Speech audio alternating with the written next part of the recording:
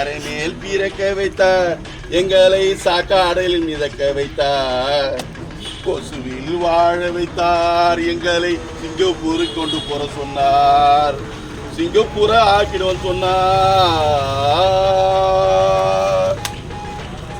ஏங்க அரசு அதிகாரியா கொஞ்சம் வாங்க, மக்கள் வரி பணத்தில் சம்பளம் வாங்குறவங்களே வாங்க, உங்க ராஜா பார்வை கொஞ்சம் பாருங்க. நடேச நகர்லங்க அவல நிலைய பாருங்க.